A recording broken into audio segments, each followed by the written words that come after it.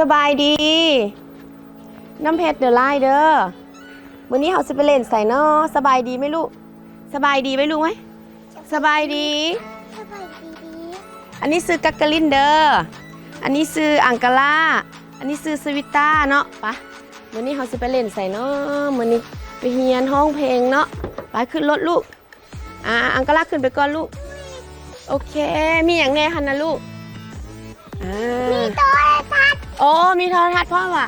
โอเคว้านางถามปุ๊บนึงเด้อ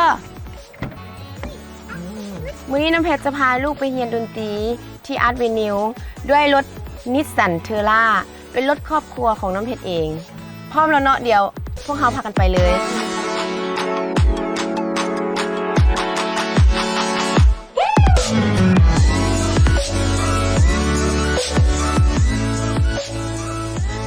สวิต้าเอ้ยมาม่าจะพาลูกไปเรียนดนตรีเด้อโดยมาอยู่แต่ละเขียนว่า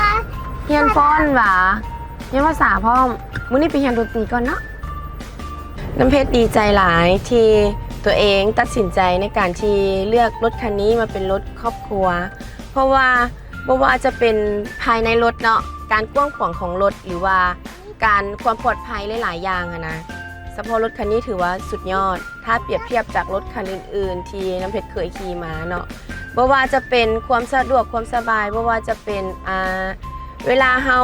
มีลูกหลายคนเนาะเวลาเฮาจะเอาเครื่องขึ้นรถบ่ว่าเครื่องลูกเครื่องของเวลาเฮาไปช้อปปิ้งหรือว่าเฮาไปอื่นๆนะฝากระโปรงหลังนี่นะเฮาบ่จำเป็นต้องอีกข้างนึงเฮาจะต้องหอบเครื่องหรือว่าจะต้องอีกมือนึงจะต้องไปเปิดฝากระโปรงรถอีกอย่างนะแต่ว่าอันนี้มันง่ายเลยคือว่ามีแต่หอบเครื่องหรือว่าหอบลูกก็ได้แค่เอาขานะไปแปะฝากระโปรงหน่อยนึงมันก็จะเปิดฝาให้เราเลยแล้วก็ยังมี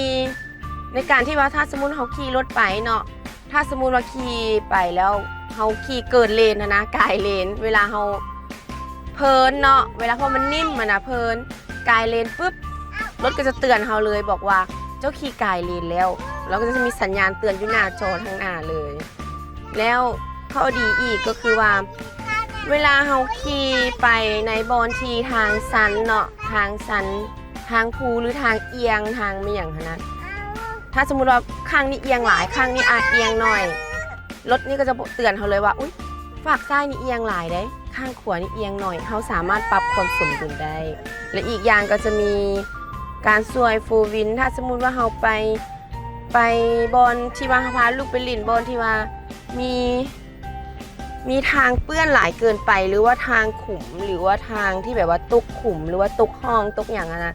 ก็สามารถที่แบบว่าเฮ็ดให้3ตีนนี่แบบส่วนอีกตีนหนึ่งที่มันฟิลนะค่ะเจ้านะถือว่าสมควรถือว่าคุ้มอยู่แต่อีกอย่างกับถ้าว่าเฮาสมมุติว่าเรียนขับรถใหม่เฮาขี่รถไปปุ๊บทางหอมนิดน้อยเนาะหรือว่าสมมุติว่าเฮาจะเลี้ยวเข้าบนจอดรถที่แบบแคบรถคันนี้ก็จะเตือนเฮาเลยบอกว่ามันจะมีกล้องสามารถเบิ่งได้เลยแบบทั่วรถเลยว่าเฮาจะตามอย่างบ่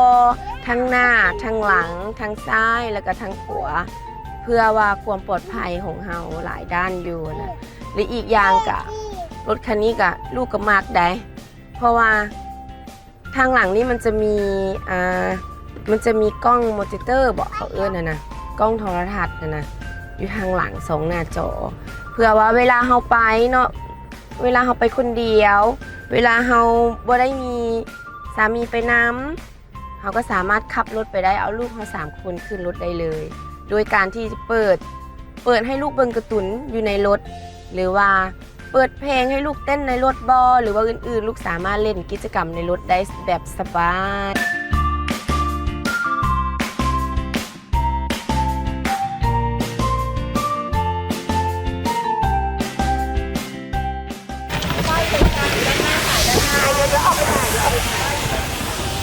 ป้า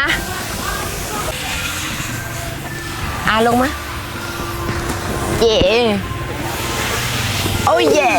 ไปถึงฮอดบอลเฮียนดนตรีแล้วถึงอาร์เวนีแล้วปะ เขาไปกินข้าวก่อนเนาะไปกินข้าวก่อนบอ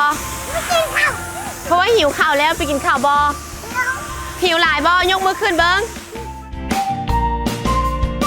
ฮอดฮานแล้วฮานกินข้าวแล้ว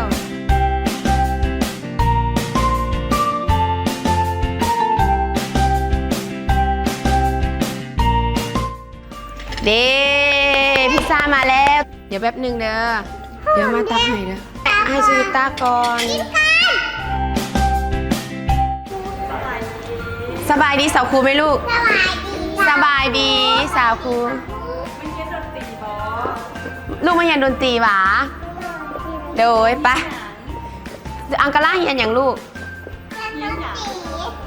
เบิ่งดูลูกโอ้มีเรียนดนตรีลูกสิเรียนอย่างแน่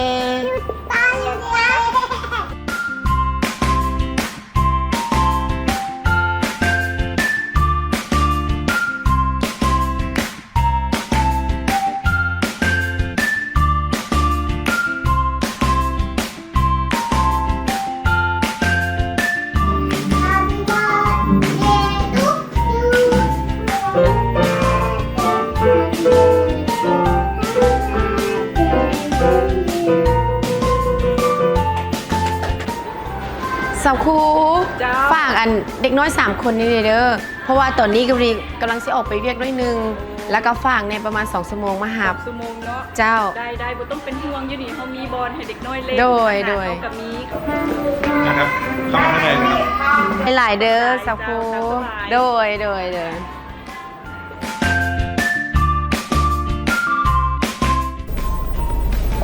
ตอนนี้น้ำเพชรมาฮอดทานที่นัดกับลูกค้าแล้วเด้อ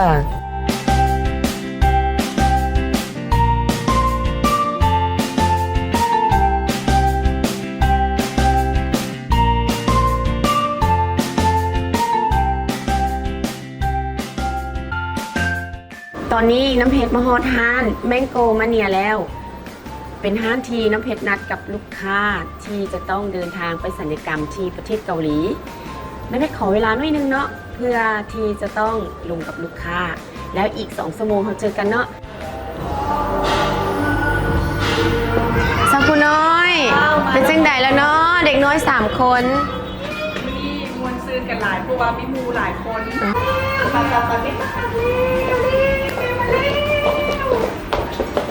ดีป้าไปมวนบอตั้งใจเรียนเด้อเฮ็ดกันบ้านเด้อน บสบายดีสาวผู้น้อยก่อนลูกวันเสาร์หน้ามาเฮ็ดทรงสาวผู้น้อยเนาะบายบายสาวผู้น้อยก่อนไว้ลูกไว้เป็นจังใดลูกสวิต้ากากาลินอังกาลาไปเรียนดนตรีกับสาวครูมามีเวียกบ้านบอตอนนี้มาม่ากำลังจะพาลูกไปท่าเรือพาสต้าเพื่อจะไปเล่นบ้านบอลแล้วก็กินกันแลมแล้วก็ช้อปปิ้งเนาะลูกเนาะโอเคไปฮัตซิเบลไปเลยขับรถกันเด้อ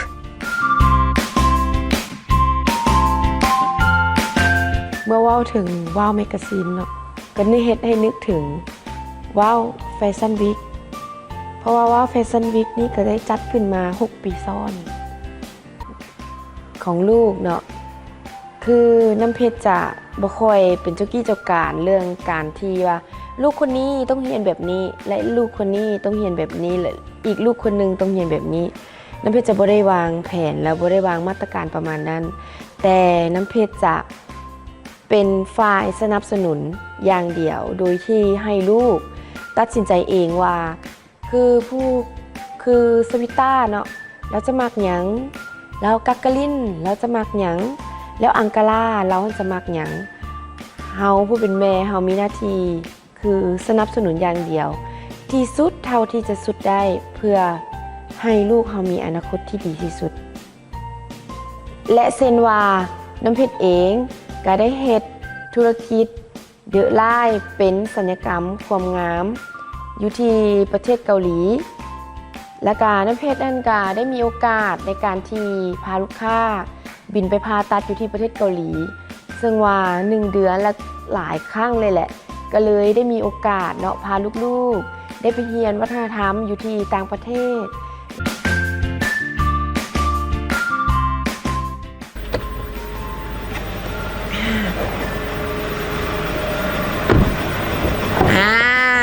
มาลงมาลูก เป็นต